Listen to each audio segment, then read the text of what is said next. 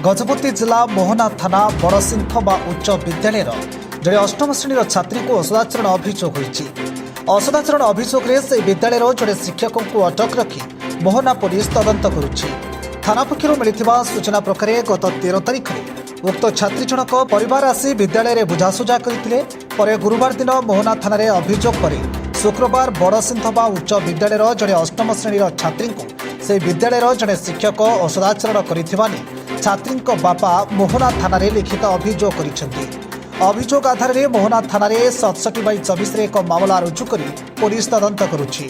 थाना अधिकारी वसंत सेठी, ब्लॉक शिक्षा अधिकारी नरेंद्र बेहेरा विद्यालय को जाई घटनार तदंत करिसेंति।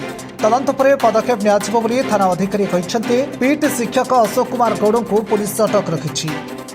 असदाचरण अभियोग होती पीटी शिक्षक श्री अशोक कुमार गौड़ कौन से गोटे छात्री को असदाचरण करते विरुद्ध केस मत आईआईसी कहले। शिक्षा विभाग कार्यानुष्ठान विषय मुझे कहीपरि कारण मो निज तरफ जो जानी दिन 11टा मुझे जानी एवं मो थाना ये आईआईसी सांगे आसची गले आमर डीओ सार आमर उच्च अधिकारी मुझे जनइबी।